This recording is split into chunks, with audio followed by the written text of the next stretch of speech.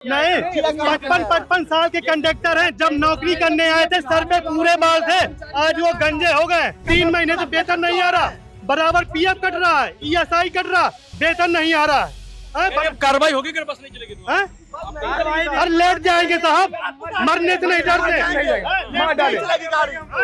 और मैं ये सीएम योगी को भी बोलना चाहता हूँ, आपने जो कानून लगाया ना बहुत खराब लगाया। और जिंदगी में अगर वोट, मैं 3 बार भाजपा को वोट दूं, लेकिन जिंदगी में वोट नहीं दूंगा। नहीं वोट दे सकता, नहीं कभी जिंदगी नहीं दे सकता। तानाशाही आज तक नहीं हुई जिस तरह योगी जी आप कर रहे हो। कि हम लोग यूपी से हमें दिखाएं, हमें लिखित दिखाएं। क्या उनके पास प्रूफ है कि हम लोग यूपी में नहीं जा सकते हैं? एमडी साहब हमें दिखाएंगे। यूपी परिवहन विभाग के लखनऊ डिपो दुबग्गा पे हम इसमें मौजूद हैं और हमारे पीछे आप देख सकते हैं तस्वीरों में जो सारी जो महानगर में बसें चलती हैं, जो लोकल जो सवारियाँ ढोती हैं, वो आज पूरी तरीके से ठप हैं। चालक परिचालक हड़ताल पर हैं। तमाम सारी उनकी मांगे हैं, बड़े आक्रोश में हैं और पूरी तरीके से आज जो बस महानगर की जो व्यवस्था है वो ठप हो गई है और सारी बसें खड़ी हुई हैं। जो चालक परिचालक हैं वो सब प्रोटेस्ट में हैं। तो आइए उन लोगों से जान लेते हैं कि क्या दिक्कत है उनको, क्या समस्याएं हैं, किस लिए आज वो धरने पर हैं। और कहा जा रहा है ये कल से इस तरीके की चीजें हैं।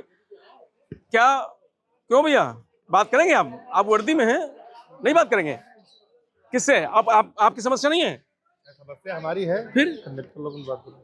क्या समस्या? आप लोग क्यों आज बस का चालक असल में ये लोग है प्राइवेट, मतलब संविदा पे है। हाँ। इन लोगों को प्राइवेट में कह रहे हैं, तो प्राइवेट में कैसे ऐसे चले जाए? अच्छा, और आप भी उसी कैटेगरी में शामिल हैं? नहीं, हम भी हैं उसी में। उसी में आप भी हैं? नहीं, हमारा विभाग वो अलग है ना उधर। अच्छा, आपका अलग है। इधर से बात कर लेते हैं ना हम लोगों से। आप लोग इधर है ना भैया? आप लोग प्रदर्शन में है ना? अच्छा, क्या इशू है जिसको लेकर के आप लोगों ने पूरा जो महानगर की बस सेवा ठप कर रखी है? यहाँ पे सबसे ज्यादा ये जो है अनिल तिवारी जी ने यहाँ हम लोग को परेशान कर रखा है। और जब से यहाँ पे इन्होंने ज्वाइनिंग किया 2 साल हो गया लमसम, सबसे ज्यादा परेशान इन्होंने किया है। हम लोग की सैलरी थी 18,000 रुपए, आज हम लोग की सैलरी आ रही है 3,000 4,000 रुपए। मैं बस चलाता हूँ, सिटी बस। 15,000 कहाँ जा रही है? 15,000 रुपए सर वो देते ही नहीं हम लोगों को। 17,000 पे फिक्सेशन हुआ था, जो कुछ किलोमीटर हम लोग करते साल का वो हो जाता था। और 2800 किलोमीटर पे 17,000 कुछ रुपए आते थे हमारी सैलरी।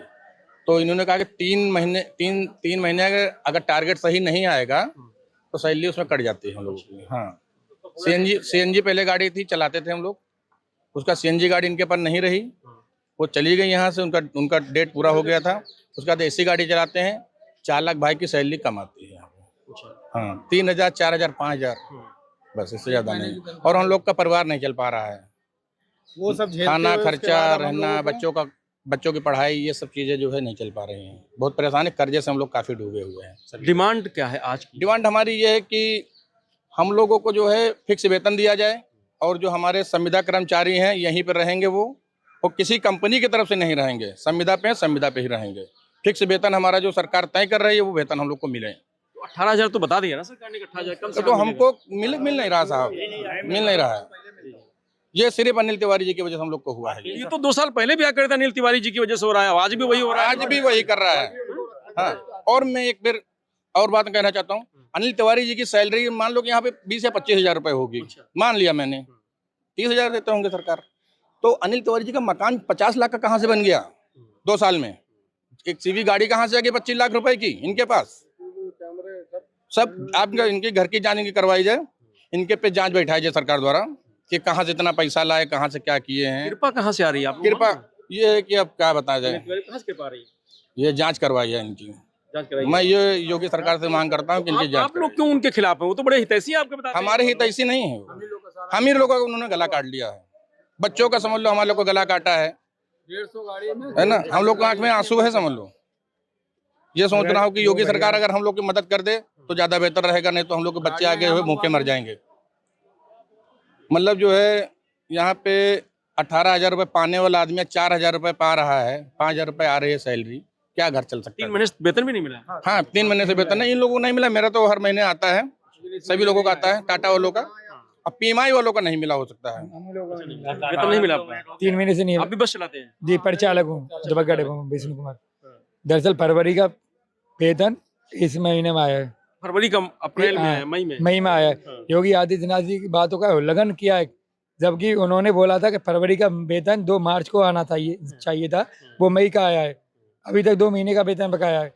बताओ कैसे घर चलाएं भाई? कैसे चल रहा है? हैं? टेम्पू चलाते घर जाके, और क्या करेंगे? यहाँ भी कर रहे हैं, वहां भी मेहनत कर रहे हैं। नौकरी छोड़ेंगे नहीं।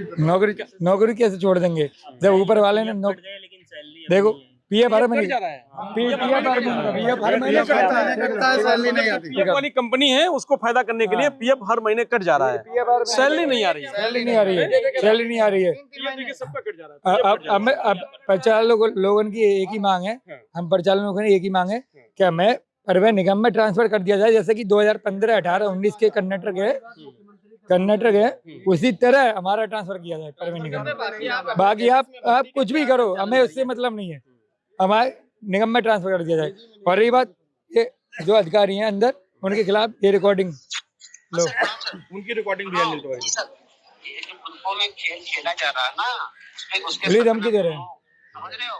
कौन सा किसी के सम्मान के साथ ना खेलना, कि ऐसा ना हो कि कोई दिक्कत हो जाए। नहीं सर, ऐसी कोई बात नहीं। मैं बता रहा हूँ किस बात की धमकी है ये? ये धमकी दरअसल कुछ पैकेट में गलत तरीके से परिचालक की ड्यूटी रोक दी थी। ये धमकी है, टांग पे टांग धर के चीर दूंगा।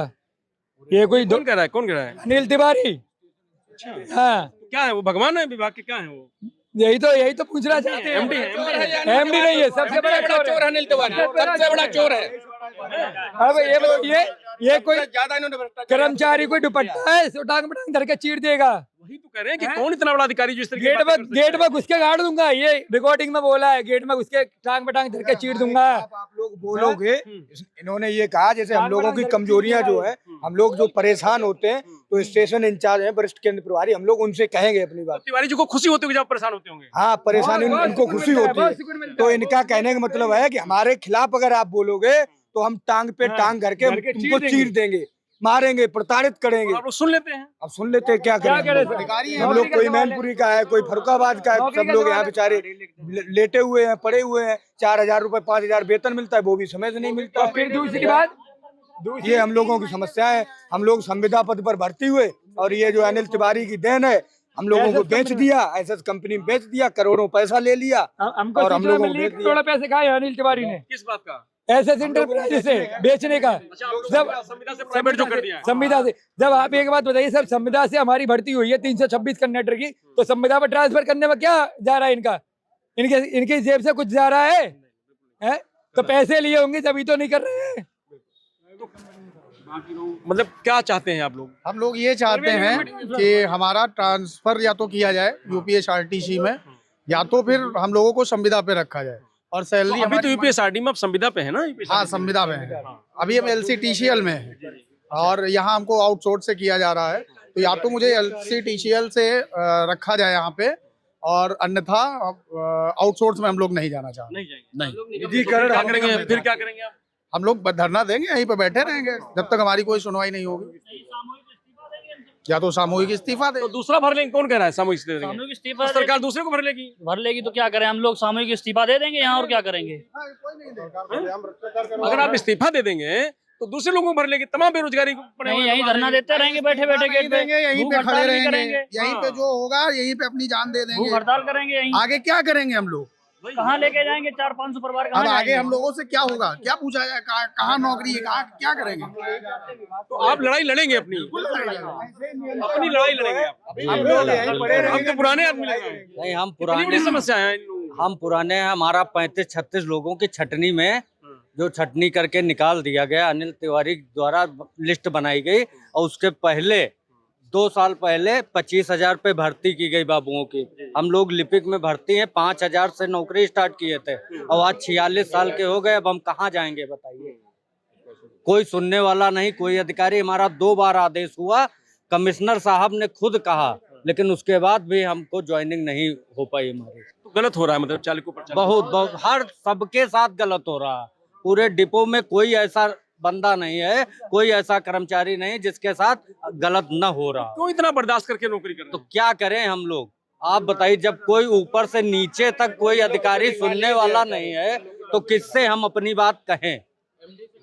एमडी बता रहे हैं, एमडी से कह रहे हैं तो एमडी कह रहे हैं हम कुछ नहीं कर सकते सीधे, जबकि उनके हाथ में पूरा पावर है, पूरी अथॉरिटी है, लेकिन वो कह रहे हैं हम कुछ नहीं कर सकते इसमें। अब बताइए 46 साल की उम्र में हम लोग कहाँ जाएं? जो 10-10, 12-12, 18-18, 20-20 साल से 5,000 पे नौकरी शुरू किए थे, और अब जब बुढ़ापे में अब कौन हमको रखेगा, कहाँ मेहनत कर पाए। अभी 4-5 हजार मिल रही है, ऐसी स्थिति है क्या? अब हटा दिए गए, बता दिए कि बेरोजगारी हो गई, बेरोजगार हो गए। लग रहा है आप लोगों को जो बता रहे, जितनी बड़ी बता रहे, समस्या है उतनी बड़ी। अरे साहब, उससे बड़ी समस्या है, यहाँ इतने भ्रष्टाचारी बैठे हैं। हम लोग अगर ड्यूटी जाएं और शाम को पैसे ना दें आके घर, तो कल ड्यूटी नहीं जाओगे। ऐसा भी है? और क्या, ड्यूटी के लिए पैसा देना पड़ता है? और क्या, ये तो होमगार्ड में पुलिस में चलता था यहाँ। अरे साहब, यहाँ भी चलता है। और इसके बाद अब कुछ प्रचारों को महीना बंदी, भाई स्टेशन इंचार्ज महीना बंदी के साथ लेते हैं। हाँ, हर महीना पैसा चाहिए, पैसा जो ना दे उसकी गाड़ी घेर गाड़ी उसकी लिखते हैं WT, नौकरी संविदा समाप्त। स्थिति है भाई। अरे साहब, 2006 से नौकरी कर रहा हूँ यहाँ पे। भ्रष्टाचार बिल्कुल एकदम खत्म किए जा रहे हैं हम लोगों ये को। नौकरी नहीं तो प्रताड़ना है। बिल्कुल साहब, प्रताड़ना। बच्चों का फीस नहीं जमा हो पा रही है साहब। अप्रैल में बच्चों की, साहब अप्रैल में स्कूल खुलते हैं, आज तब मई होगी, तब बच्चों का स्कूल साहब एडमिशन नहीं हो पाएंगे, ना तो कापी किताबें खरीद पाएंगे। बताइए, तो आपका वेतन 3 महीने से नहीं मिला है? और क्या। अरे साहब, हमारे पास इतना पैसा होता तो हम 8,000 नौकरी यहाँ क्यों करते हैं, 7,000, 6,000, 5,000 में। तो क्या चाहते हैं आप, आगे क्या चाहते हैं? हम साहब ये चाहे जो भ्रष्टाचार अधिकारी यहाँ से हटाए जाए। जो हमारे भाई 2021 के जो भर्ती हुए हैं, इनको सब संविदा पे ही रखा जाए। इनका सबका संविदा जैसे हम लोगों को ट्रांसफर होगा उसी नीति पे ट्रांसफर किया जाए, और पुरानी सिक्योरिटी के साथ सबका ट्रांसफर किया जाए यहाँ से। और जो वेतन काटे, जो 17,000 से जो लोगों निष्क्रिय किया गया है, उनका तत्काल पुराना जो 17,000 जोड़ के उनका वेतन पूरा दिया जाए, एरियर बना के दिया जाए। ये मांग है हमारी। जब तक नहीं पूरी होगी तब तक हम लोग बैठे तो वहीं। इधर आप एक टाइम खाते थे, एक टाइम नहीं, पानी इससे पहले भी आप लोगों ने 2 साल पहले प्रदर्शन किया था, 1 साल 1.5 साल पहले आपने प्रदर्शन किया था, आपको याद है? आप लोगों को? अब बिल्कुल साहब याद है। ये अनिल तिवारी थी, नहीं खिलाफ आप लोग। अरे साहब, ये तो लड़की छेड़ रहे थे, भ्रष्टाचारी साहब, तभी साहब भ्रष्टाचारी, तभी साहब ये हटाए गए थे, फिर भी साहब आ गए यहाँ। वो मंत्री की पहुंच है, मंत्री तक पहुंचे, और क्या। अब ये हमारे कंडक्टर भाई कह रहे हैं लात धर गिदरा लात धर के तो चीर देंगे। बताइए साहब, इनके रिश्तेदार ही हैं, बताते हैं। अनिल तिवारी के। हाँ, और क्या? ब्रजेश पाठक जी रिश्तेदार होंगे, वो कुछ भी और क्या, वो तो करेगा ही। जब शासन प्रशासन सब उनका है तो कौन उनको क्या कर पाएगा? सरकार आपकी भी तो है, हमारे आपकी नहीं है सरकार। सुनवाई कहाँ हो रही है? सुनवाई कुछ नहीं हो रही हमारी है, लेकिन सुनवाई कहाँ होती है? सुनवाई कुछ वो तो विनाशकारी सरकार है, कहती सबका साथ सबका विकास।